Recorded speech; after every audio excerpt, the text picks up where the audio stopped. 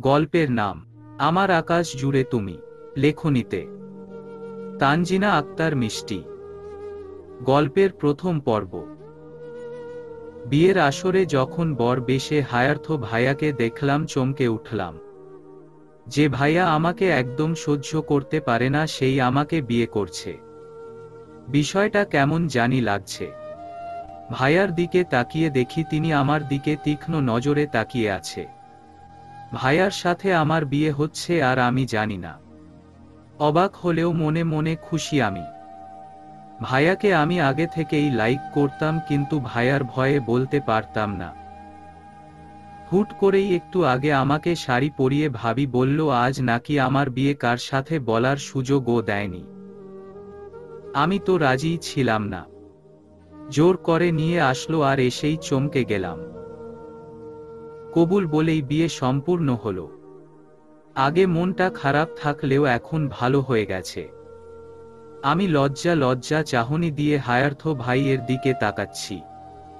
আর ভাই বলা যাবে না, এখন তো তিনি আমার বর হয়ে গেছেন। যতবার আর চোখে তাকিয়েছি তিনি আমার দিকে তাকিয়েছিল। আমি এতে আরো লজ্জায় নুইয়ে গেলাম। শাশুড়ি মা বলতে এখন আমার খালা, তিনি এগিয়ে এসে আমার পাশে বসল। আর আমার থুতনি ধরে মুখটা উঁচু করে বলল, মাশাআল্লাহ, আমার শামুকে তো খুব সুন্দর লাগছে। এখন থেকে কিন্তু আমি তোর শাশুড়ি। আমি খালার দিকে তাকিয়ে আছি। ফট করেই চোখ সরিয়ে নিচের দিকে তাকালাম। লজ্জা লাগছে। রুমে আমার খালাতো বোন, ভাই, ফুপি, ফুপা, মা, বাবা, আমার বড় বোন সাজি সবাই আছে। খালা আবারও বলে উঠল, ছেলের কি হলো কে জানে, কালকে হুট করেই বলল, মা আমি শামুকে বিয়ে করব। আমি তো হতবাক, তোর সাথে যে ওর কোনো সম্পর্ক আছে জানতাম না। আর দেখেও মনে হয়নি। তুই সব সময় ওকে ভয় পেতি, ওর থেকে দূরে থাকতি। আর সেই তোরা কিনা আমাদের নাকের ডগা দিয়ে এসব করে বেরিয়েছিস। ছেলে আমার আজকে বিয়ে না করালে মাথা খারাপ করে দিত, সারা রাত জেগে শুধু আমাদের রাজি করিয়েছে। বলেই হাসল সাথে সবাই। অবাক হয়ে বলল খালা। আমিও অবাক হয়ে খালামণির দিকে তাকিয়ে আছি। কি সব বলছে খালা? আমি ভাইয়ার সাথে সম্পর্ক করেছি। হতবুদ্ধি হয়ে ভাইয়ার দিকে তাকিয়ে দেখলাম তিনি কোনো রিয়াকশন করছে না, চুপচাপ বসে আছে। আর আব্বু আম্মুর সাথে কথা বলছে। সবাই কথা বলে চলে গেল খেতে, আমি একাই হতভম্ব হয়ে বসে আছি। আমার সাথে ভাইয়ার সম্পর্ক ছিল কবে? আর ভাইয়া আমাকে বিয়ে করার জন্য পাগল হয়ে গেছিল। এইটা অসম্ভব। আমি গালে হাত দিয়ে হতভম্ব হয়ে বসে আছি। তখন ছুটে আমার পাশে বসে পড়ল সাজি আপু। আমাকে টেনে নিজের দিকে ঘুরিয়ে বলল, তোর সাথে হায়ার্থের সম্পর্ক ছিল? আমি থতমত খেয়ে গেলাম। কি বলবো আপুকে? মিথ্যা নাকি সত্যি? কিন্তু সত্যি বললে তো ভাইয়া মিথ্যুক হয়ে যাবে। আর সত্যি মিথ্যে যাই হোক, আমি তো ভাইয়াকে ভালোই বাসি। তাই ভাবলাম মিথ্যা বলবো। এদিকে আপু উত্তেজিত হয়ে পড়েছে। আমি হ্যাঁ বলতেই থমকে গেল। বিস্মিত হয়ে আমার দিকে তাকিয়ে উঠে চলে গেল। আপুর হাজবেন্ড তখন হাতে রোস্ট নিয়ে আমার পাশে বসে বলল, তা শালিকা, অবশেষে সিঙ্গেল থেকে মিঙ্গেল হয়ে গেলে। তা খাবে না? না দুলাভাই আপনি খান, আমি এখন কিছু খাবো না। আচ্ছা না খেলে আমি খাই। অনুষ্ঠান তো হলোই না, এই খাওয়াটা না খেলে বিয়ের সব খাওয়া বাদ হয়ে যাবে। আমি তার কথায় হাসলাম শুধু। আব্বাকে বললাম অনুষ্ঠান করেন এইভাবে না দিয়ে। কিন্তু তিনি রাজি হলেও তোমার বরের তোর সহ্য হচ্ছিল না, আজকেই বউ বাড়ি নিয়ে যাবে। আমি লজ্জা পাচ্ছি। ভাইয়া আমাকে বিয়ে করার জন্য এমন করলো, আমার স্বপ্ন লাগছে সব। 9টায় দিকে বের হলাম এখানে থেকে। ভাইয়াদের বাসা আমাদের বাসা থেকে আধা ঘন্টার রাস্তা।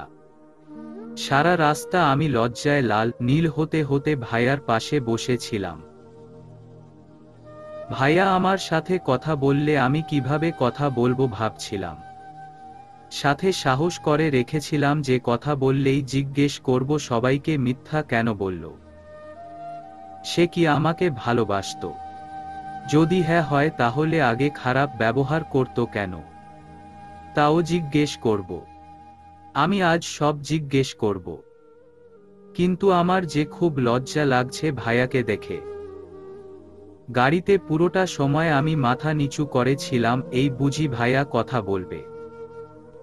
কিন্তু আমাকে অবাক করে দিয়ে ভাইয়া আমার দিকে তাকালো ও না, কথাও বলল না। ফোন হাতে নিয়ে টিপতে লাগলো। আমি দুই একবার আর চোখে তাকিয়ে তা দেখছি।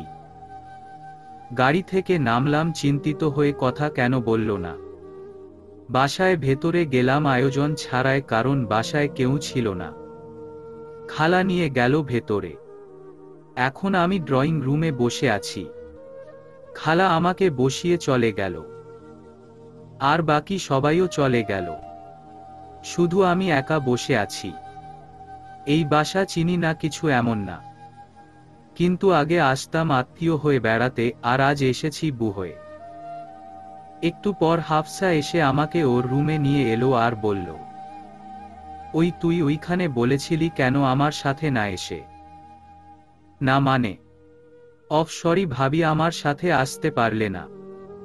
তোমার রুমে মানে আমাদের ভাইয়ের রুমে সাজানো হচ্ছে, যা ভাবি আর ভাইয়া করছে। ততক্ষণ এখানেই থাকতে হবে। আচ্ছা এইভাবে বলিস না, কেমন জানি লাগে। যেমনই লাগুক এইভাবে বলতে হবে, তুমি এখন আমার ভাবি। আরে কথা বাড়াস না, আস্তে আস্তে ঠিক হবে, প্রথম প্রথম খারাপ লাগলেও। আচ্ছা। জানিস আমি তো অবাক কাল। ভাইয়া তোকে এত ভালোবাসে আমি জানতামই না। আর তুই কি ফাজিল, একটুও বলিসনি? তোদের মধ্যে এমন প্রেম সম্পর্ক আছে, একটুও বুঝতে দেসনি। দুজন সব সময় নাটক করে গেছিস। তুই ভাইকে খুব ভয় পাস দেখাতি, আমিও তাই ভাবতাম, কিন্তু এখন বুঝতে পারছি আমি ভুল ছিলাম। ও ওর মতো আমাকে কথা বলেই যাচ্ছে, আমি চুপ মেরে ওর কথা শুনছি। ওরা তো আর জানে না ওদের মতো আমিও চমকে গেছি এসবে। কি কপাল তোর শামু, এইভাবে মিথ্যা বলে যাচ্ছিস সবাইকে। নিজের কাছে নিজেই হতবাক হয়ে যাচ্ছি। খালা এসে খাবার দিয়ে গেল। বাসা থেকে খেয়ে আসিনি, তাই খাবার নিয়ে এসেছিল। আমার খেতে ইচ্ছে করছে না, তবুও হালকা খেলাম। তারপর আমাকে নিয়ে এলো ভাইয়ার রুমে, ফুল দিয়ে বাসর ঘরে সাজিয়েছে। তিশা ভাবি হেসে আমাকে খাটে বসে দিল। ভাই নাকি কোথায় গেছে, তাই আসা অবধি অপেক্ষা করতে লাগলো। আমি বসে আছি চুপ করে। আর ভাবি আর হাফসা নানা কথা বলে আমাকে লজ্জায় ফেলে দিচ্ছে। আমার বুকের ভেতরে টিপটিপ করছে। আমি ভাইয়ার জন্য বাসর ঘরে অপেক্ষা করছি, আজ থেকে আমরা স্বামী স্ত্রী এক ঘরে থাকব। আমার হাত পা কাঁপছে, অসম্ভব কাঁপছে। 11টার দিকে হায়ার্থ বাসায় এলো। ভাবিরা আমাকে আরো লজ্জা দিয়ে বের হয়ে গেল। দরজার কাছে গিয়ে হায়ার্থকে বলল, বিয়ের জন্য তো পাগল হয়ে গেছিলে, আর এখন এত রাত করে কোথায় ছিল বুকে একা ফেলে? ওই একটু কাজে ভাবি আর কি। এই তো এসে পড়েছি, বুকে বেশি সময় একা রাখা যায়? হুম যাও। বলেই সবাই চলে গেল। আমি স্পষ্ট সব কথাই শুনলাম আর লজ্জা পেলাম। আমি লজ্জা গুটিয়ে বসে আছি। দরজা আটকানো শব্দে আমার কাঁপাকাঁপি আরো বেড়ে গেল। আমার সমস্ত লজ্জা ভালোবাসা সবকিছু নিমিষেই দূর করে দিয়ে হায়ার্থ এগিয়ে এসে আমার হাত টেনে নিচে নামালো আর ফট করেই আমার বাম গালে চড় বসিয়ে দিল। আমি গালে হাত দিয়ে থমকে তার দিকে তাকিয়ে আছি। সবকিছু আমার মাথার উপর দিয়ে যাচ্ছে। চোখ দিয়ে টপটপ করে পানি পড়ছে। হায়ার্থ অগ্নিদৃষ্টিতে আমার দিকে তাকিয়ে আছে। আমি থমকে দাঁড়িয়ে আছি। আমার চোখ ভাইয়ার মুখে নিবন্ধ। আমার হাত এখনো আমার গালে। এই থাপ্পড় কেন খেলাম মাথায় ঢুকছে না। আমাকে চর কেন মারলো, কি করেছি আমি? অবাক হয়ে তাকিয়ে আছি। মুখ দিয়ে কথাও বলতে পারছি না। আমার মুখ দিয়ে কথা বের হচ্ছে না। আমি ভাইয়া মুখের দিকে এক দৃষ্টিতে অবাক হয়ে তাকিয়ে আছি। ভাইয়া আমার থেকে চোখ সরিয়ে হাত উঁচু করে নিজের কপালে রাখল। আঙ্গুল কপালে চালাতে চালাতে চোখ বন্ধ করল। আমি হতভম্ব হয়ে বড় বড় চোখ করে তাকিয়ে আছি। ভাইয়া চোখ মেলল শান্ত চাহনি দিয়ে। রাগ কমেছে আর তার চোখ লালটাও কমে এসেছে। আমি বিস্মিত হয়ে তাকিয়ে আছি। আমাকে মারল কেন তা জিজ্ঞেস করব। তখন ভাইয়া আমার সামনে থেকে চলে গেল। আমি হা হয়ে তাকিয়ে রইলাম, গালে হাত রেখেই। আমি স্তব্ধ ও বাকরুদ্ধ হয়ে গেছি, কথা বলার ভাষা হারিয়ে ফেলেছি। ভাইকে ডেকে জিজ্ঞেস করতেও পারছি না। আমার চোখের সামনে ভাইয়া আলমারির কাছে গেল। নিজে ট্রাউজার আর গেঞ্জি বের করে বাথরুমে ঢুকে গেল। আর শব্দ করে দরজা লাগিয়ে দিল। আমার ধ্যান ভেঙে গেল। আমি গাল থেকে হাত সরিয়ে থপ করে বিছানায় কোনায় বসে পড়লাম। আমি কি মার খাওয়ার মতো কিছু করেছি? না তো, তেমন কিছু তো করিনি। তাহলে থাপ্পড় আমার কপালে জুটল কেন? থ মেরে বসে আছি। নিজেই পাগল হয়ে বিয়ে করল, সবাইকে মিথ্যা কথা বলল, আর এখন বাসর ঘরে এসে বুকে মারল। হোয়াই এর উত্তর আমি চাই। সাহস জুগিয়ে বসে আছি। ভাইয়া বের হলেই আমি জিজ্ঞেস করব। 15 মিনিট পর ভাইয়া বাথরুম থেকে ট্রাউজার আর গেঞ্জি পরে ভেজা চুলে বেরিয়ে এলো। সোফায় থেকে তোয়াল নিয়ে মাথা মুছতে মুছতে আয়নায় সামনে গেল। আমি হা করে তাকিয়ে আছে। ভাইয়া একবারও আমার দিকে নজর দিল না। আমার রাগ হলো। আমি উঠে দাঁড়ালাম। সোজা ভাইয়ার কাছে গিয়ে দাঁড়ালাম। আর বললাম, আপনি আমাকে মারলেন কেন?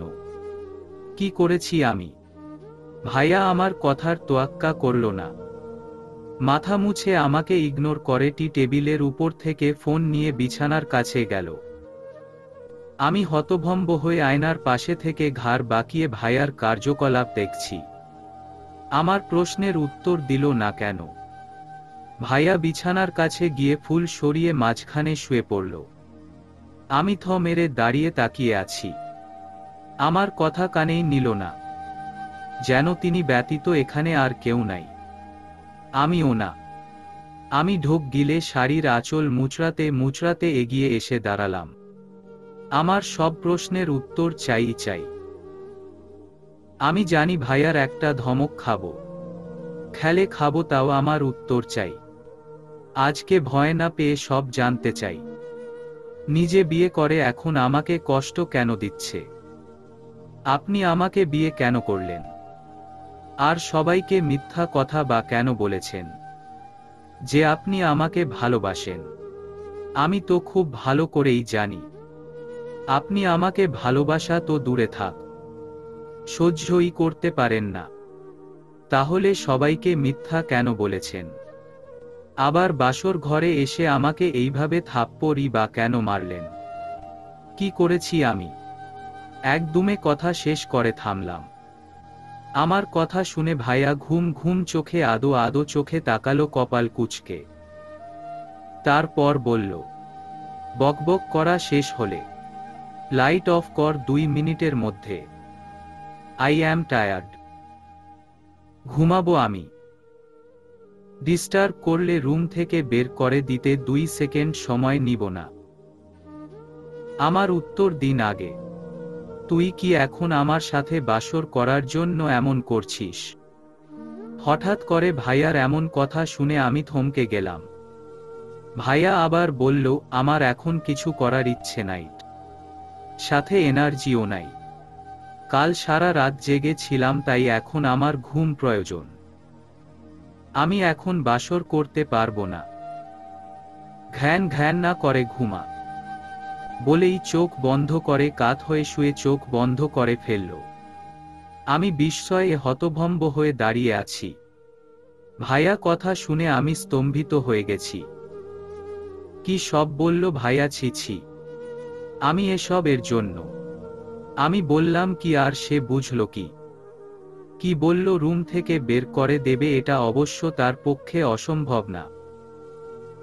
আগেও এমন কঠিন কাজ করেছে। আগের বার যখন এই বাসায় এসেছিলাম তখন আমি ভাইয়ার ল্যাপটপ ধরেছিলাম। তার জন্য শাস্তি স্বরূপ আমাকে ছাদে রোদের মধ্যে 1 ঘন্টা দাঁড় করিয়ে রেখেছিল। কথাটা মনে হতেই ভয়ে আমি ছুটে আমার লাগেজের কাছে এলাম। লাগেজ থেকে সেলোয়ার কামিজ বের করে বাথরুমে থেকে চেঞ্জ করে এলাম। তারপর লাইট অফ করে বিছানায় শুয়ে পড়লাম। ভাইকে আমি বরাবর ভয় পাই, আজও ভয় পেয়ে সমস্ত প্রশ্ন নিজের কাছে রেখে শুয়ে আছি। বুকের ভেতর টিপটিপ করছে। ভাইয়ার পাশে শুয়ে আছি ভেবেই আমার হাত পা কাঁপছে অনবরত।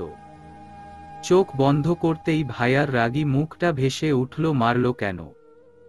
বলল ও না। আমি একা তো কাত হচ্ছি। হুট করেই আমি উঠে বসলাম, শুয়ে থাকতে পারছি না, বুকের ভেতর ধুকপুক করছে জোরে জোরে যে বেরিয়ে আসবে।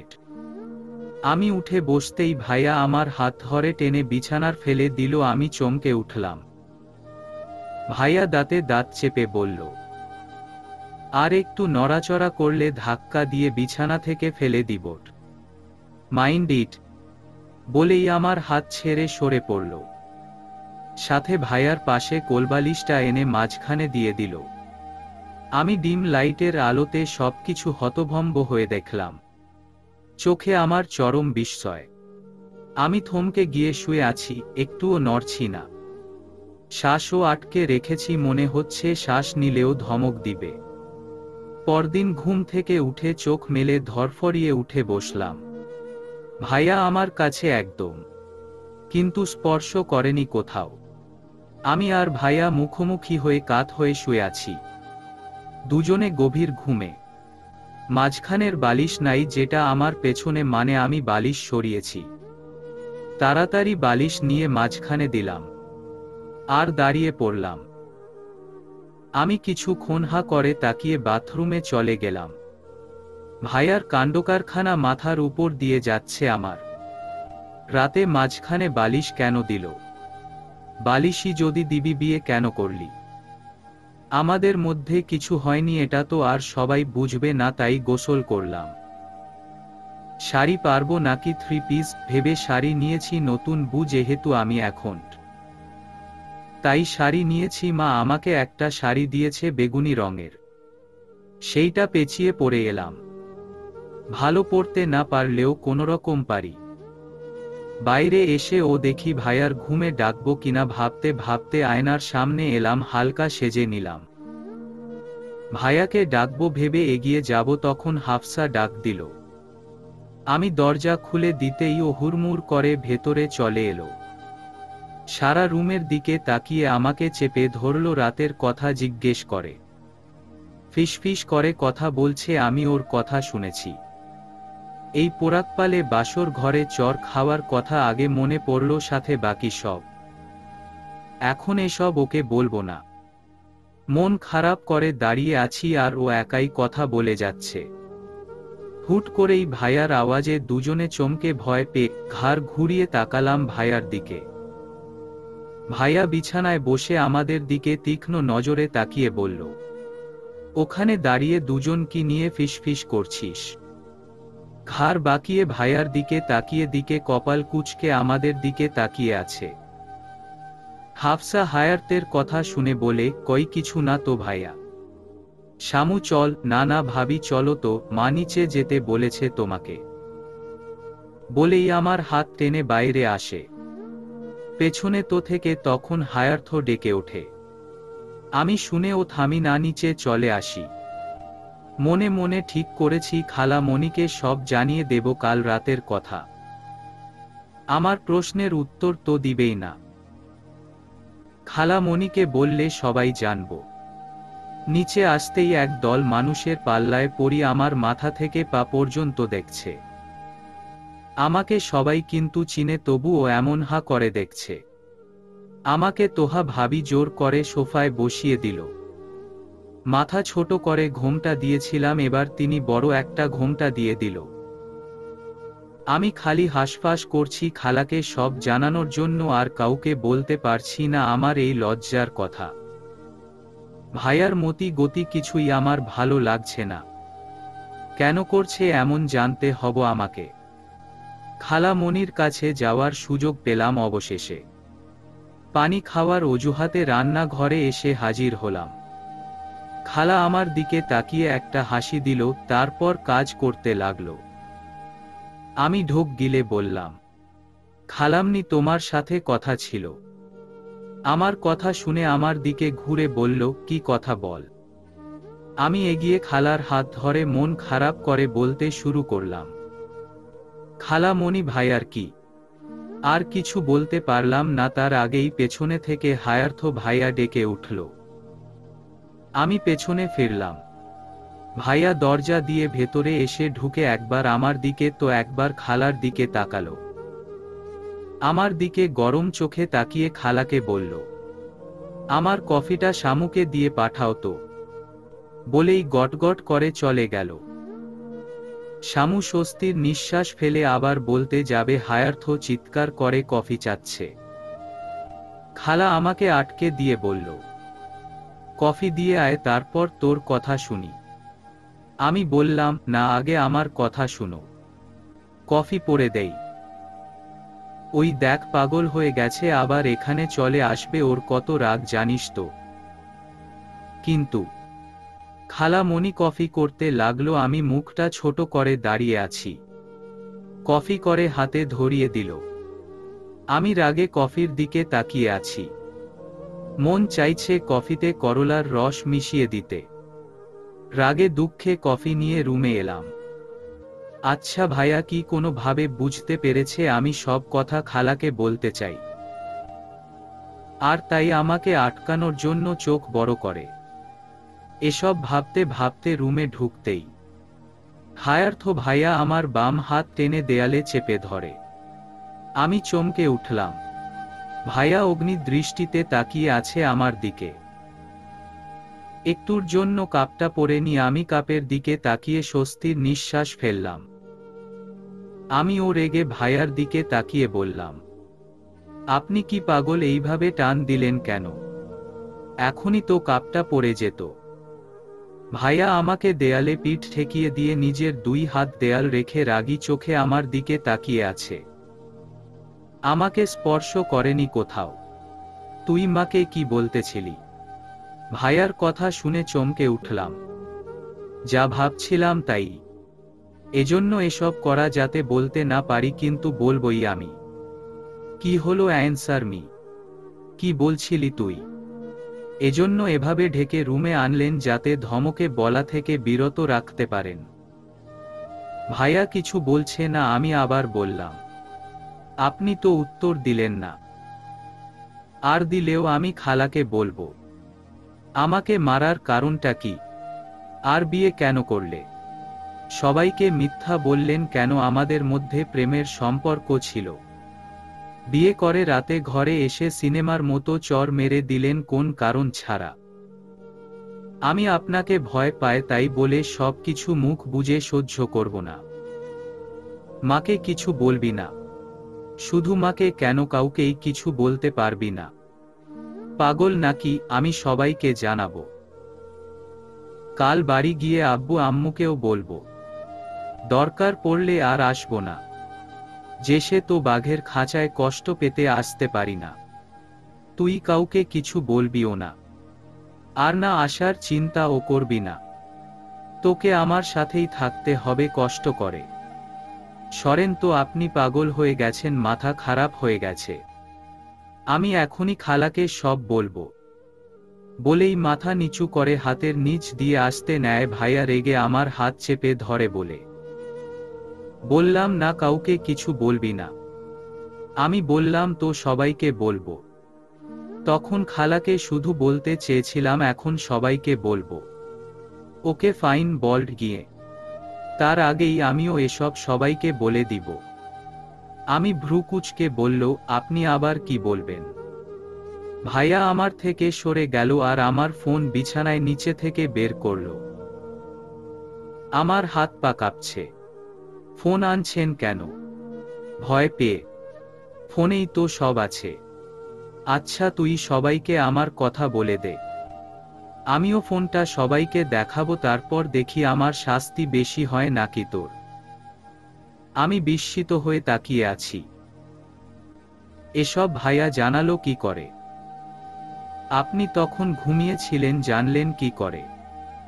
আশেপাশে কি ঘটছে তা জানার জন্য আমার জেগে থাকার প্রয়োজন পড়ে না। আমার ফোন আমার কাছে দিন। ভাইয়া আমার কথা কানেই নিল না বোধ হয়। এগিয়ে এসে আমার হাত থেকে কফির কাপটা নিয়ে আরাম করে বিছানায় বসলো, এক হাতে আমার ফোন, অন্য হাতে কফির কাপ। কি হলো দিন? কানে নিল না, কফিতে চুমুক দিল। ঠান্ডা হয়ে গেছে কফি। এত তর্ক করলে কি আর কফি গরম থাকবে? বলতে বলতে আমার দিকে তাকালো। যা সবাইকে বলে আয়। আর ফোন তুই আর পাচ্ছিস না? মানে? মানে তোর আর ফোন লাগবে না, ফোন ছাড়াই থাকবি তুই? আমি চমকে এগিয়ে এসে ফোন নেওয়ার ট্রাই করলাম। ভাইয়া হাত সরিয়ে নিল। আমি ব্যর্থ হয়ে গোমরা মুখে তাকিয়ে আছি। আচ্ছা আমি কাউকে কিছু বলবো? আপনিও বলবেন না প্লিজ? এবার ফোনটা দিন। আর আপনি তা ভাবছেন তা না, আমি জাস্ট। আমি কোনো কৈফিয়ত চাই না, তুই বলবি না আমিও বলবো না। তুই মুখ খুললে আমি খুলব। আপনি এজন্য এমন করছেন আমার সাথে? না। তাহলে কেন? বলতে বাধ্য না আমি। সারাদিন আর ভাইয়ার সাথে কথা হলো না। আর হওয়ার উপায়ও নাই, বাসায় ছিল না সে। আমি ভয়ে গুমরে ছিলাম। সকালে খাবার খেয়ে ভাইয়া বাসা থেকে বের হয়েছে আর আসেনি। খালা পরে আমাকে জিজ্ঞেস করলো কি বলবো। আমি কি না বলে চুপ করেছিলাম। ফোনটা ভাইয়া নিয়ে গেছে। সারাদিন কোনোভাবে কেটে গেল। বিকেল থেকে বাসা সাজানো হলো, কাল বৌভাতের আয়োজন হবে তাই। সবাই ভাইয়াকে কল করলো, ফোন রিসিভ করলো না। সবাই এক চিন্তায় ছিল। রাত 10টার দিকে ভাইয়া এলো, আমি রুমে শুয়ে চিন্তা করছিলাম। ভাইয়া কি সব জানে নাকি শুধু কালকের রাতের টুকু কেন যে ফোন ধরেছিলাম। তখন ভাইয়া আসে আর সোজা রুমে এসে শার্ট খুলে আমার দিকে একবার তাকিয়ে বাথরুমে চলে যায়। আমি কাত হয়ে তাকিয়েছিল, ওইভাবেই ঘুমিয়ে পড়ি। সকালে ঘুম থেকে উঠে আমার চোখ বড় বড় হয়ে যায়, ভাইয়ার বুকের সাথে মিশে আছি আমি। চমকে মাঝখানের বালিশ খুঁজতে আমার সাইডে তাকায়। কাল আমি বালিশ সরিয়েছিলাম, আজ কি কি আমার সাইটে ফাঁকা। ভাইয়ার সাইটে তাকিয়ে দেখি বালিশ তার পাশে, তাহলে আমি না আজ ভুল ভাইয়া করেছে। আমি ঝটপট উঠে বসি, ভাইয়া নড়ে উঠে কিন্তু জাগেনি। বুকের ভেতর টিপটিপ করছে। আমি বিছানায় থেকে নেমে যাই। ফ্রেশ হয়ে বাইরে আসি। সারা বাড়ি ফুল দিয়ে সাজানো হয়েছে। আমি ঘুরে ঘুরে দেখছি। আমার সাথে যুক্ত হলো হাফসা। তখন সোফায় একজনকে বসে থাকতে দেখে আমার চোখ মার্বেলের মতো গোল গোল হয়ে যায়। এখানে কি করছে? ভয়ে আমি হাফসার হাত চেপে ধরি ও ভ্রু কুঁচকে তাকিয়ে বলে, কি হয়েছে, এমন করছিস কেন? 2 মাস আগের কথা, তখন আমার এইচএসসি পরীক্ষা হয়নি। তখন আমার সাথে পরিচয় হয় নীরবের। ওকে আমাকে প্রপোজ করে। আমি বান্ধবী রাখি আর মেহেরানের জোর করাই রাজি হয়। কিন্তু নাম্বার দেয় না, কারণ আমি জানি আমার পরিবারের সবাই কেমন। বাবা বিশেষ করে প্রেম ভালোবাসা একদম পছন্দ করে না। ছেলে যতই ভালো হোক কখনো মেনে নেবে না, এটা তার একমাত্র কথা। সেই ভয়ে ছেলে বন্ধু করতে পারিনি কখনো। এইবার ওই রাখি আর মেহেরানের জন্য আমাকে সেই কাজ করতে হলো। সাজি আপু বিয়েটা একরকম তাড়াতাড়ি করেছে। আমার মতো ওর বিয়েও দেখতে এসেই হয়ে গেছে, কিন্তু গায়ে হলুদ হয়েছে ওর। আর বাবা সন্দেহ করেছিল আপুর কারো সাথে রিলেশন আছে, তাই হুট করেই বিয়ে ঠিক করে ফেলে। আর বিয়ের 2 দিন আগেই আমাকে দিয়ে আপুর ফোন চুরি করায়। আমি লুকিয়ে তা আব্বুর কাছে দেয় কিভাবে যেন সেটা আপু জেনে যায় আর আমার সাথে রাগারাগি করে। বিয়ের পর দিন শ্রেয়ান ভাইয়ের সাথে এই বাসায় এসে আমি চুপ করে বকা খাইছিলাম। নীরবকে আমি ফেসবুক আইডি দেয় আর তার মাধ্যমে আমরা কথা বলি। আমার দিক থেকে কোন ফিলিংস ভালোবাসা ছিল না, কিন্তু কথা বলতাম। কিন্তু নীরব আমার জন্য সিরিয়াস ছিল। আমি বলতে পাগল। তো 2 মাস কথা হলো, 1 মাস ভালোভাবে, 1 মাস পরীক্ষার মাঝে অতটা ভালোভাবে না। পরীক্ষা শেষে বিয়ে হয়ে গেল। একটা কথা না বলে পারছি না, বিয়ের সময় একবার ও নীরবের কথা মনে পড়েনি। তো কাল রাতে ভাইয়া ওই থাপ্পড় খেয়ে আমি স্তব্ধ হয়ে গেলাম। রাতে তখন ঘুমানোর সময় জোর করে আমাকে শুয়ে দিল। আমি চুপ করে শুয়েছিলাম, কিন্তু ঘুম আসছিল না। তাই তো কাত হয়ে চুপি চুপি ফোন বের করে ফেসবুক ঢুকি আর তখন নীরবকে অনলাইনে দেখি, ও আমাকে অ্যাক্টিভ দেখে মেসেজ করে। আমিও করি, কথা বলি কিছু সময়। সারা দিন কথা বলিনি কেন জিজ্ঞেস করে, আমি মিথ্যা বলি। আমার বিয়ের কথা কেন জানি লুকিয়ে যায়। আমার বলতেই ইচ্ছে করে না। তারপর ঘুমিয়ে পড়ি। সকালে উঠে ফোনের কথা মনে পড়ে না আর। পরে সেটা ভাইয়ার হাতে পাই। কি থ্রেট দিল আমাকে, সব ওই রাখি আর মেহেরানের জন্য হলো। আর এখন সেই কিন আমার শ্বশুর বাড়ির ড্রয়িং রুমে সোফায় বসে আছে। এখন কি হবে, ও এখানে কিভাবে এলো? আচ্ছা ভাইয়া কি আমার ফোন থেকে ওকে এইখানে আসতে বলেছে? আল্লাহ, সবার সামনে যদি আমাদের কথা বলে দেয় কি হবে? আমি চিন্তায় নখ কাটছি। হাফসা আমাকে ঝাঁকিয়ে বলল, কি হয়েছে, এমন করছিস কেন? না মানে আসলে ওই কি মানে করছিস, কি হয়েছে? আমি হাত বাড়িয়ে নীরবকে দেখাবো তার আগেই পেছনে থেকে হায়ার্থ আসে। আমাদের দিকে কপাল কুঁচকে তাকিয়ে বলে, কি হয়েছে? আমি মাথা নিচু করে ভাবছি। ভাইকে বুঝাতে হবে যেন সবার সামনে মাকে খারাপ করে না দেয়। আমি তো ওকে ভালোবাসি না, জাস্ট কথা বলতাম। আর কাল ভাইয়ের কথা আমি কাউকে বলিনি, তাহলে ভাই এইভাবে সবাইকে জানাতে ওকে কেন ডেকেছে? আমি মাথা উঁচু করে ভাইয়ার সামনে এসে বললাম, আপনি বলেছিলেন আমি না বললে আপনিও কিছু বলবে না। তাহলে এখন আপনি কেন কথা রাখছেন না? আমার কথা শুনে ভাইয়া অবাক হয়ে তাকিয়ে আছে। আমি আবার কিছু বলবো, তখন হাফসা বলে উঠে, কি বলবি না তুই? আর ভাই বা কি বলবে না? সন্দেহ চোখে তাকিয়ে ওকে দেখেই আমি যাই আর আমতা আমতা করে বলি, কিছু না। হায়ার্থ রাগী দৃষ্টি আমার দিকে নিক্ষেপ করে চলে যায়। আমি দিকে তাকিয়ে হাফসা বলে, কি হলো বল? কিছু না বললাম তো। আমার বিশ্বাস হচ্ছে না।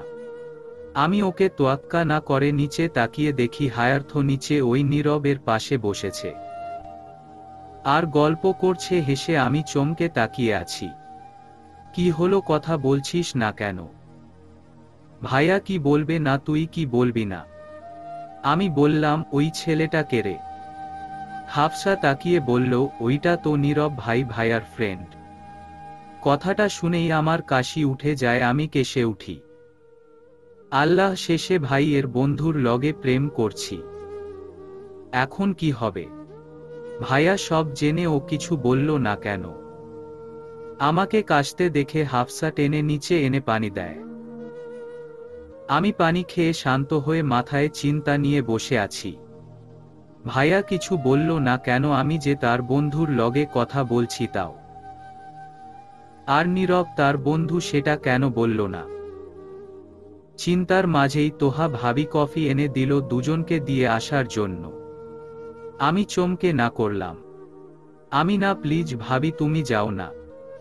তোকে যেতে বলেছে হায়ার্থ, তুই যা। আমাকে কেন? ভয় পেয়ে? আরে পরিচয় করিয়ে দেবে বোধ হয়, যা। বলেই আমার হাতে দিয়ে চলে গেল। আমি থমকে দাঁড়িয়ে রইলাম। কি মুসিবত, এখন প্রাক্তন আর বরের জন্য কফি নিয়ে যেতে হবে। আমি ঢোক গিলে ভয়ে ভয়ে এগিয়ে এলাম। মাথায় ইয়া বড় ঘোমটা দিয়েছি যাতে মুখ না বোঝা যায়। এগিয়ে এসে অন্যদিকে মুখ করেই কফি এগিয়ে দিলাম। নীরব তাকায়নি, কিন্তু ভাইয়া ভ্রু কুঁচকে তাকিয়ে আছে। আমি কফি দিয়ে চলে আসবো, ভাইয়া ডেকে উঠল। আমি থমকে দাঁড়িয়ে পড়লাম, পেছনে ঘুরে। কিরে, যাচ্ছিস কেন? এদিকে আয়। আমি কাঁপতে কাঁপতে বললাম, আমার কাজ আছে, আমি যাই। না, এদিকে আয়, আমার বন্ধুর সাথে পরিচিত হয়ে যা। হায় আল্লাহ, এখন কি করব? না গেলেও হয় না, আবার যেতে হবে। ভাইয়া ইচ্ছে করে এসব করছে, আমি জানি। নীরব, সবার সামনে সব বলে দেয় না যেন। আল্লাহ রক্ষা করো আমাকে। আল্লাহকে ডাকতে ডাকতে পেছনে ঘুরলাম, মুখে হাসি ফুটিয়ে। এত মুখ ডেকে আছিস কেন? মুখ খোল। আমি চমকে জড়সড় হয়ে দাঁড়িয়ে আছি। কি হলো, খোল। তখন নীরব বলল, আরে থাক, ভাবি মনে হয় পর্দা করে। বলেই আমাকে বলল, কেমন আছেন ভাবি? আমি বললাম, আলহামদুলিল্লাহ, আপনি? আমার আওয়াজ হয়তো চিনেছে। চমকে তাকালো, মাথা তুলে। আমি তাড়াতাড়ি পেছনে ঘুরে চলে এলাম। বুকে হাত দিয়ে স্বস্তির নিঃশ্বাস ছাড়লাম। ধরা খেলে নিশ্চিত বলে দিত ফাজিলটার সাথে কথা বলা, তারপর সবাই আমাকে বকে শেষ করত। ভাইয়া ইচ্ছে করে এসব করেছে, আমি জানি। খারাপ লোক, একটা সুযোগ পাই সব কিছু হিসাব নেয়। নীরব কিছুক্ষণ থেকে চলে গেল। আমি আর ধারের কাছেও যাইনি। বিকেলে হায়ার্থকে চেপে ধরলাম। আপনি ইচ্ছা করে ওই নীরবকে ডেকে এনেছেন, তাই না? যাতে সবার কাছে আমি বকা খাই। কিন্তু তুমি তো চালাকি করলা। আমিও বলে দিতাম আপনার ভালো মানুষই মিথ্যা কথা। কেউ বিশ্বাস করত না। করত। আচ্ছা, বলে দেখো কেউ করে কিনা। কেন করবে না? আরে, যাকে এত ভালোবাসি তাকে আমি কষ্ট দেব, এটা কেন বিশ্বাস করবে? আপনি আমাকে ভালোবাসেন না তাই। আর ভালোবাসেন, এটা মিথ্যা। কিন্তু সেটা তুমি জানো, আর কেউ তো জানে, সবাই তো জানে আমি তোমাকে পাগলের মতো ভালোবাসি। একদম চোখের আড়াল করতে পারি না। তাই এক রাতে সবাইকে ম্যানেজ করে বিয়ে করে নিলাম। বলেই চোখ টিপল। আমি হা করে তাকিয়ে। আমি তার মানে আমার কথা কেউ বিশ্বাস করবে না? ভাইয়া কনফিডেন্স দেখে আমি বলার ইচ্ছা পোষণ করলাম, কিন্তু তা আর বলা হয়ে উঠল না। খালি মন বলছে, যদি বিশ্বাস না করে তাহলে। আমি গালে হাত দিয়ে সোফায় বসে আছি। আমার পাশে বসে তোহা ভাবি হায়ার্থকে নিয়ে বলে যাচ্ছে আমাকে এত ভালোবাসে, ও তো ভালোবাসে। আমি শুনছি আর ভাবছি, সবার ব্রেন ওয়াশ করা শেষ, এখন আমি বললেও বিশ্বাস করবে না। আর বিশেষ করে আমি তো না করিনি। ভাইয়ার কথাকে সাপোর্ট করেছি, এখন বললে আমি মিথ্যাবাদী হব। ভাইয়ার এত রাগ কেন আমার উপর, সেটাই আমি বুঝতে পারছি না। 11টার দিকে পার্লারের লোক এলো আমাকে সাজানোর জন্য। আমি মূর্তির ন্যায় বসে আছি, তারা সাজাচ্ছে। রাগের কারণটা উদ্ধার করতে পারলাম না। এর মাঝে ভাইয়ের সাথে আর দেখা হয়নি। রুমেও আসেনি। দেখা হলো স্টেজে এসে। ভাইয়া আগে দেখেই বসে ছিল, আমাকেও তার পাশে বসানো হলো। খয়েরি পাঞ্জাবি পরেছে ভাইয়া, শ্যামলা বর্ণের হলেও ভাইয়াকে খুঁজতে সুন্দর লাগছে। আমি মুগ্ধ হয়ে তাকিয়ে তার পাশে গিয়ে বসলাম। আমি বসতেই ফট করে ভাইয়া উঠে গেল। আমি অবাক, উঠল কেন? তখন ফটোগ্রাফার নিয়ে এলো হাফসা আমাদের কাপল পিক তোলার জন্য। আমি ভাবছি এজন্য বোধহয় উঠেছে ভাইয়া। আমি খুশি হয়ে দাঁড়ালাম। শাড়ির দিকে তাকিয়ে একটু এসে ভাইয়ার পাশে দাঁড়ালাম। ফটোগ্রাফার ছবি তুলবে, তখন ভাইয়া তাকে আটকে দিল। ছবি তুলেন না, আমরা কোন ছবি তুলব না। আমি সহ হাফসাও অবাক হয়ে বলে, কেন ভাইয়া, ছবি কেন তুলবে না? ভাইয়া রাগে লাল হয়ে বলল, সব কৈফিয়ত কি এখন আমার তোকে দিতে হবে? হাফসা গোমরা মুখে চলে গেল। আমি বিস্মিত হয়ে তাকিয়ে আছি, ভাইয়ার দিকে এমন করছে কেন? আমি ভয়ে কাচুমাচু মুখ করে এগিয়ে এসে বললাম, ছবি কেন তুলবেন না? ভাইয়া আমার দিকে তাকিয়ে যা বলল তা শুনে আমি স্তব্ধ হয়ে গেলাম। আমার মতো কালো মানুষের সাথে ছবি না তোলাটাই বেটার তোর জন্য। আর তুই তো কালো মানুষ একদম পছন্দ করিস না। তাই যদি ছবি এতই তোলার ইচ্ছে করে একাই তুলে নে। ভাইয়া এক মুহূর্ত ও দাঁড়ালো না, গটগট করে চলে গেল। আমি হতভম্ব হয়ে দাঁড়িয়ে রইলাম। তখন আমার মা, বোন, বাবা সবাই এলো। আপু এসেও আমার কাছে এলো না, কেন রাগ দেখাচ্ছে? আমি ডাকলাম, কাছে এলো না। বাবা মার সাথে কথা বললাম, তারপর একাই বসে রইলাম। একটু পর রাখি আর মেহেরান এলো। ওরা এসে আমার প্রশংসা করতে লাগলো আর বিয়ের জন্য খুশিও হয়েছে। কিন্তু রাখি বলল, নীরবকে কিছু বলিসনি কেন? আমারে জ্বালাইয়ে খাইলো, ফোন দিয়ে পাগল করছে, আবার আসার সময় ও দেখি দাঁড়িয়ে আছে। বলে, শামু কই, অনলাইনে আসে না কেন? ওর কি হয়েছে? বলবি ওর বিয়ে হয়েছে, তুই বলিসনি কেন? আমি সুযোগ পাইনি। আরেকটা কথা, ও যে ভাইয়ার ফ্রেন্ড তোরা জানতি। মেহেরান বলল, কোন ভাইয়ার? হায়ার্থ ভাইয়ের। দুজনে চমকে উঠল আর বলল, না তো। আমি ওদের সব খুলে বললাম। ওরা চিন্তিত মুখে আমার দিকে তাকিয়ে বলল, তোর উপর দিয়ে তাহলে তো ঝড় বয়ে গেছে। তা আর বলিস না। সব বললেও ভাইয়ার কালো বলাটা আমি বললাম না। এই কথার আগা মাথা আমার মাথায় ঢুকছে না। আমি কালো রং অপছন্দ করি, কিন্তু মানুষ না। আর ভাইয়াকে তো নয়ই, আমি তো তাকে পছন্দ করি। একবার আমি শুধু কালো নিয়ে বাজে বলেছিলাম, তার কারণ ছিল ওই ফাজিল লোকটা আমার সাথে মিসবিহেভ করেছিল, তাই আমি কালোদের নিয়ে অনেক নিন্দা করেছিলাম। কিন্তু ভাইয়া নিজেকে এমন বলল কেন? খাবার বেশি খেতে পারলাম না চিন্তায়। বাবা মাদের সাথে যেতেও পারলাম না। ভাইয়া যাবে না তাই আমাকেও নিল না। রাতে ভাইয়ার সাথে মুখোমুখি হলাম। সারাদিন আর আমার ধারের কাছেও ঘেঁষে নিট। রুমে এসে পাঞ্জাবি খুলে বাথরুমের চলে গেল। আমি বের হতেই প্রশ্ন ছুড়লাম, আপনি তখন ওইসব বললেন কেন? আমার দিকে না তাকিয়ে বলল, কোন সব? আমি বললাম, কালো। ভাইয়া আমার কথায় তাকালো, আমি তাকিয়েছিলাম। ভাবলাম কিছু বলবে, কিন্তু কিছু বলল না। ফোন নিয়ে বিছানায় শুয়ে পড়ল। আমি ভেবে পাই না এমন করার মানে কি। আমি আরেক পাশে বসে বললাম, আপনি কথা বলছেন না কেন? আমি কবে আপনাকে কালো বলেছি? তুই ওই বাসায় যাসনি কেন? কথা ঘুরাচ্ছেন। তখন ভাবিস তাই আমাকে নেয়নি। আপনি যাননি বলে। আমার কথায় তাচ্ছিল্য করে বলল, ভালো, তাহলে আর যেতে হবে না। আমি চমকে বললাম, কেন, আপনি কি আর আমাদের বাড়ি যাবেন না ঠিক করেছেন? ভাইয়া কিছু বলল না। আমি উত্তরের আশায় বসে থেকে নিরাশ হলাম। পরদিন ঘুম থেকে উঠে দেখলাম হায়ার্থ রেডি হচ্ছে। আমি বসে তাকিয়ে রইলাম। কোথায় যাবে এমন রেডি হচ্ছে কেন?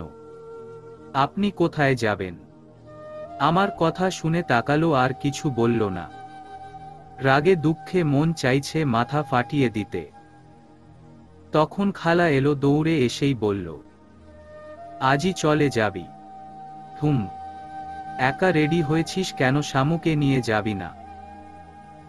ভাইয়া আমার দিকে একবার তাকিয়ে খালার দিকে তাকিয়ে বলল, ও গিয়ে কি করবে? ও গিয়ে কি করবে মানে? ও তোর বউ। ওকে রেখে কেন? রাবি নিয়ে যা সাথে, শামু উঠে রেডি হ। আম্মু, ওর না গেলেই হয়। ও ওর বাসায় যাক, সেখানে গেলে 1 মাসের আগে আসতে পারবে না। আর আমি অফিসে থাকবো, ও একা বাসায় না যাওয়াই ভালো। তুমি এত বাহানা করছিস কেন নিয়ে যাওয়া নিয়ে? তার জন্য পাগল হয়ে এক রাতে বিয়ে করলি, তাকে ছাড়া 1 মাস থাকার জন্য এত কথা বলছিস? সন্দেহ চোখে তাকিয়ে বলল ভাইয়া থতমত খেয়ে গেল। না মানে ওর একা খারাপ লাগবে তাই? কোন খারাপ লাগবে না? ওই শামু, তোর কি একা খারাপ লাগবে যেতে চাস না? আমি মাথা নেড়ে যেতে চাই বললাম। আমার ভাইয়ের কাছে থাকতে হবে, না হলে জানতে পারবো না কেন এত রাগ আমার উপর। আমার মাথা নাড়ানো দেখে ভাইয়া রেগে তাকালো, আমি পাত্তা দিলাম না। বাধ্য হয়ে আমাকে নিয়ে বের হতে হলো। আমি কাঁধে ব্যাগ নিয়ে বেরিয়ে এসেছি।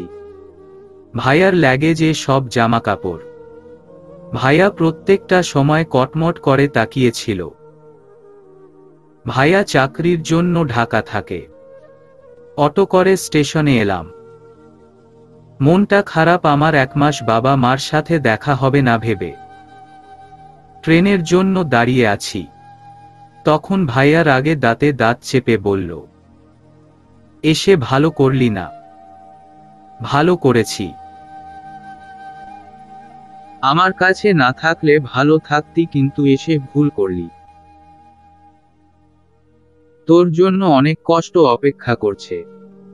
তাই কে কষ্ট দিবে আপনি? আমি ছাড়া আর কে দেব? যাকে ভালোবাসেন কষ্ট দিতে পারবেন? ভাইয়া হকচকিয়ে গেল। সাথে সাথে মুখ পরিবর্তন করে বলল, আমি তোকে ভালোবাসি না, কতবার বলবো? আচ্ছা, আমার উপর রাগ কেন এত? আপনার ফ্রেন্ড এর সাথে প্রেম করেছি বলে ট্রেন আসায় আর জানা হলো না। ভাইয়া এগিয়ে গেল, আমি চমকে পেছনে হাঁটতে লাগলাম। ভাইয়া জানালার পাশে বসেই আছে, আমি রেগে তাকিয়ে আছি। এ কি, আপনি ওইখানে কেন? উঠুন, আমি জানালার পাশে বসবো। উনি আমার দিকে রেগে তাকিয়ে বলল সে উঠবে না। বলেও তাকে শোনাতে ব্যর্থ হলাম। তাই আর কিছু বললাম না। মন খারাপ করে বসে পড়লাম, কতক্ষণ বা দাঁড়িয়ে থাকব? আমার মন খারাপ হলেই বা তার কি কিছু আসে যায় না। আমি মুখটা কালো করে বসে আছি। আর উনি ফোন টিপছে, আমার দিকে নজরও দিচ্ছে না। আমার ফোনটা না নিলে আমিও টিপতে পারতাম, এখন এমন করে বসে থাকা যায়? আমার সোজা পাশে একটা মধ্যে বয়স্ক লোক বসেছে, মেয়ে আমার দিকে কেমন করে তাকিয়ে আছে। আমি তাকাতেই তার এমন অদ্ভুত চাওয়া দেখে কপাল কুঁচকালাম। তারপর চোখ সরিয়ে নিলাম, জানালার পাশে না বসলে একটুও ভালো লাগছে না। হায়ার্থ কানে ইয়ারফোন দিয়ে রেখেছে, গান শুনছে মনে হয়। আমি হাত বাড়িয়ে টেনে নিজের কানে দিলাম। আমাকে বোরিং রেখে নিজে গান শুনো, আমিও শুনব। হায়ার্থ রাগী চোখে আমার দিকে তাকালো। আমি ডোন্ট কেয়ার ভাব নিয়ে বসে আছি। আমার কানে থেকে টান মেরে খুলে নিল ইয়ারফোন আর বলল, আমার ইয়ারফোন নিলি কেন? আমিও রেগে বললাম, আপনি নিলেন কেন? দেখছেন না গান শুনছিলাম। নিজে তো একেতে আমার জায়গায় বসেছে, আবার গান টিপছেন, আর আমি যে বোরিং হয়ে বসে আছি। আমাকে চোখে পড়ছে না। ভাইয়া বলল, না পড়ছে না। এলি কেন তাহলে? আমি এসেছি বলে এমন করছেন? তোকে আসতে মানা করেছিলাম। তো খালা আমাকে পাঠিয়েছে, আমি আসবো না কেন? আর বর যেখানে থাকে বুতো সেখানেই থাকবে, তাই না? না থাকবে না? থাকবে, দেখুন আমি এসেছে। 2 দিন থেকেই চলে যাওয়ার জন্য ব্যস্ত হবি কেন? আমার জ্বালায়। আমি যাব না দেখেন। বলেই টান দিয়ে ফোন নিয়ে নিলাম। ভাইয়া রেগে কিছু বলার আগে আমি বললাম, এখন ফোন নিলে আমি চেঁচামেচি করব বাসে, তখন নিশ্চয়ই ভালো হবে না আপনার জন্য। তুই চুপ কর, ছেলের থেকে সবাই মেয়ের কথা বিলিভ করে মনে রাখেন। বলেই গেমস খেলতে লাগলাম। তারপর ভাইয়ার কানে থেকে ইয়ারফোন নিয়ে নিজের কানে দিলাম। ভাইয়া কটমট করে তাকিয়ে আছে। আমি ঠোঁটের কোণে দুষ্টু হাসি হেসে গেমস খেলার মন দিলাম। বাস থেকে নেমে অটোতে উঠে গন্তব্য এসে পৌঁছালাম। সারা রাস্তা ভাইয়ার আগে গোজগোজ করেছে, আমাকে বাগে পেলেই চিবিয়ে খাবে যেন। আমি বাসার দরজায় কাছে এসে ঢুক গেলাম। ভিতরে গিয়ে আমার কি অবস্থা করবে আল্লাহ জানে। সারা রাস্তা তো জ্বালিয়ে এসেছি, আর থ্রেটও দিয়েছি। ভেতরে এসে আমি বাসা দেখছি, একটা সোফা আছে আর একটা রুম যেখানে খাট আর ওয়ার্ড্রপ, একটা ড্রেসিং টেবিল একটা। আমি ঘুরে দেখছি আরেকটা রুম, রান্নাঘর। ভাইয়া ভেতরে এসেই ঠাস করে ব্যাগ ফেলে আমার দিকে রাগী চোখে তাকালো। আমি ভয়ে গুটিয়ে গেলাম, কিন্তু কিছু না বলে বাথরুমে ঢুকে গেল। আমি বুকে হাত দিয়ে স্বস্তির নিঃশ্বাস ছাড়লাম। আমি বিছানায় বসে গালে হাত দিয়ে আয়নার দিকে তাকিয়ে আছি। ছেলেদের জিনিস দিয়ে ভরে রেখেছে।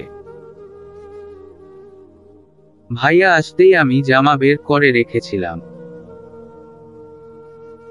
তাই ছুটে ঢুকে পড়লাম। আবার বকে যদি তাই। গোসল শেষে করলাম অনেক টাইম নিয়ে। তারপর আস্তে আস্তে চোরের মতো বেরিয়ে এলাম। ভাইয়া বিছানায় ঘুমিয়ে আছে। পাশে খাবার রাখা, নিজেরটা খেয়ে আমারটা রেখেছে। ঘুমিয়েছে, ভালোই হয়েছে। আমি বিছানায় থেকে খাবার নিয়ে বসে পড়লাম। খেতে খিদে পেয়েছে। আসার সময় কিনে এনেছে এসব। আমি খেয়ে নিজেও এপাশে শুয়ে ঘুমিয়ে পড়লাম। ঘুম ভাঙল, হাতে টান পোড়ায়। ভাইয়া আমার দিকে রাগী চোখে তাকিয়ে আছে। আমাকে টেনে বসিয়ে বলল, যা নামাজ পড়ে রাতে খাবার তৈরি করো। আসার পর থেকে তো মরার মতো ঘুমিয়ে আছিস, এত ঘুম কারো হয়? আমি চোখ কচলে বললাম, এখন কিসে রান্না? আর আমি রান্না করতে পারি না। রান্না না পারিস না তো আমার সাথে কেন এলি? বুবু করছিস, এখন রান্না পারিস না? কি? আমি চমকে উঠলাম। ঘুমিয়েছিলাম 3:30 নাগাদ, এখন এশার পড়ে গেছে, মাঝে সাথে হাতটার উপরে বাজে। আমি তাড়াতাড়ি উঠে পড়লাম অজু করে নামাজ পড়তে, আবার রান্নার কথা। আমি মুখ কালো করে বললাম, আমি তো পারি না, আপনি কিনে আনেন খাবার। আর না হলে নিজে করেন, আমি হেল্প করছি কেমন? আমি তো জানি আপনি খুব ভালো রান্না জানেন, এখানে তো নিজের খাবার নিজে রান্না করে খেতেন, তাই না? আমাকে কে কি তোর সেক্রেটারি মনে হয়? আমি তোকে রান্না করে খাওয়াবো? ইম্পসিবল। খাওয়ার ইচ্ছে থাকলে রান্না করো, না হলে না খেয়ে থাক। আমি একা নাকি আপনিও তো না খেয়ে থাকবেন তাহলে? কে বলেছে আমারটা আমি করে খাবো, তুই একা না খেয়ে থাকবি? একই বলেন এসব। আমাকে রেখে একা খাবেন? হুম, খাবো। বলেই ভাইয়া আমার সামনে থেকে চলে গেল। আমি অবাক হয়ে তার দিকে তাকিয়ে আছি। তারপর তাড়াতাড়ি পেছনে ছুটলাম। ভাইয়া রান্না ঘরে গেছে, আলো কাটছে, রান্না করবে। তাহলে আমাকে কি সত্যি দেবে না, নাকি ভয় দেখালো? ধুর দেবে, আমি রান্না দেখি না দেখে নিজের খাবার তৈরি কর। আমি মনে মনে ভাবছি নিজে আমাকে দিবে, কিন্তু খাটাতে চাইছে। আমি খাটবো না। আমি ভাইয়ার দিকে তাকিয়ে হেসে বললাম, আজ খাবো না আমি। ভাইয়া অবাক হয়ে তাকালো। তারপর কিছু একটা ভেবে চোখ সরিয়ে কাজ করতে লাগলো। ভাইয়া ভাত, ডিম আর আলো ভাজলো। একটু একটু আমি হা করে তার রান্না দেখলাম। ঘেমে গেছে একদম, সব রেখে রুমে চলে গেল। যাওয়ার আগে বলে গেল, ভুলেও আমার খাবারে হাত দিবি না। আমি চমকে উঠে তাকালাম, ভাইয়া চলে গেল, আমি বারণ সত্ত্বেও গেলাম। এত কম ভাত কেন রেঁধেছে, আমাদের হবে কি? ডিম একটা বাজলো, কিপটা আরেকটা ভাজলে কি হতো? হাফ করে খেতে চায় নাকি? বাজিও ছোট, দুইটা আলো ভাজছে। আচ্ছা, এসব একজনের মতো, তার মানে কি আমাকে দেবে না? আমি আঁতকে উঠলাম। কিরে, সহ্য একদম করতে পারি না। পেটে এখনই খিদে লাগছে, না দিলে কি হবে? তখন ভাইয়া এলো আর আমার দিকে শয়তানি হাসি দিয়ে খাবার নিয়ে সোফায় চলে গেল। টেবিল নাই, ওইখানেই তো খেতে হবে। আমি চিন্তা করতে করতে এলাম কাছে। আমি খাবারের দিকে বড় বড় চোখ করে লোভনীয় দৃষ্টিতে তাকিয়ে আছি। খিদে পেলে তখন খাবার দেখলে আরো বেড়ে যায়। ভাইয়া আমার সামনে ভাতের অর্ধেক নিল তার প্লেটে, তারপর খেতে লাগলো। আমি স্বস্তির নিঃশ্বাস ফেলে দাঁড়িয়ে আছি। ভাইয়া যেহেতু হাফ হাফ নিয়েছে, তার মানে বাকিটা আমার। আমি হাসি মুখে পাশে বসতে যাব, অমনি ভাইয়া আমার আশায় জল ঢেলে দিল। সব ভাত সহ সব কিছু নিজের পাতে আবারও তুলে নিল, অতপর খেতে লাগলো। অতপর আমি বড় বড় চোখে নিজের খাবারগুলোকে তার পেটে যেতে দেখছি। আচ্ছা, আমার খাবার খেয়ে ফেললেন কেন? এটা তোর খাবার কখন হলো রে? আমি তো সব আমার জন্যই রান্না করছি, তোকে দেব সেটা তো বলিনি। সত্যিই দেবেন না? এমন খাটাস আপনি? ছি, চোখের সামনে একজন ক্ষুধার্ত মানুষের সামনে এইভাবে খেতে পারলেন? পারলাম। এই দেখ কিভাবে খাওয়া শেষ করতে হয়। বলেই প্লেট দেখালো আর সব খাবার খাওয়া শেষ করলো। আমি ধপ করে সোফায় বসে পড়লাম। এখন আমি কি খাবো বলুন তো তাহলে? আগে রান্না কর, তারপর গিয়ে খা, বলেই সব নিয়ে রান্নাঘরে রেখে রুমে চলে গেল। আমি পেটে হাত ধরে বসে পড়লাম, কারণ আমি খুবই ক্ষুধার্ত। রুমে উকি দিয়ে দেখি খাটাসটা ফোন টিপছে শুয়ে শুয়ে। আমি দরজা থেকে মাথা এগিয়ে দেখছিলাম। তখন আমার দিকে তাকিয়ে বলল, কিরে, খাবি নাকি ঘুমাবি? অতপর আমি রাগে চোখ সরিয়ে রান্নাঘরে চলে এলাম। কিছু তো একটা করতেই হবে, তবে কি করব? রান্না কখনো না করলেও দেখেছি অনেকবার, তাই দেখি না, ট্রাই করি কিছু একটা হয় কি না। এখন যা পারি তাই খেয়ে নিতে হবে। আটা নামিয়ে তাতে পানি দিলাম, বেশি হয়ে গেছে দেখলাম। এটা রুটি হবে না, নাকি অন্য কিছু করব? তখন মনে পড়ল আম্মু বেশি পানি দিয়ে রুটির মতো কিছু একটা বানাতো, নাম মনে নাই এখন। কড়াইতে দিয়ে সেটা করতে গিয়ে নিজের শরীরে লাগিয়ে ফেললাম আমি। কিন্তু হলো, তবে পুড়ে গেছে। ওভাবেই 3টা রুটির মতো ওই জিনিসটা বানালাম। তেল দিয়ে করতে হয়, ডিম তেলে দিতে গিয়ে হাত পুড়ে ফেললাম আমি। সাথে সাথে চিৎকার করে উঠলাম, লাল হয়ে গেছে। আমি কাঁদছি হাত ধরে। ভাইয়া দৌড়ে এসে আমার হাত দেখে টেনে বেসিনে নিয়ে গিয়ে পানি ছেড়ে দিল হাতের উপর। আমি কাঁদছি, ওদিকে ডিম পুড়ে গেল, আমার ডিম পুড়ে গেল। আমি কি খাবো এখন? হাত উঠিয়ে আসলাম, আর খুন্তি ধরেই আরেক চিৎকার দিলাম আমি। খুন্তি কড়াইতে ছিল, তাই তাপ হয়েছে, আর এতে আমার হাতে ছেঁকা খেলাম আমি। তারপর ভাইয়া এবার ধমক দিল, অকর্মার ঢেকি, কোনো কিছুই পারিস না তুই। সামান্য একটা ডিম ভাজতে গিয়েই এই অবস্থা করলি হাতের। কথাটা বলেই কড়াই নামালো ভাইয়া। চলবে।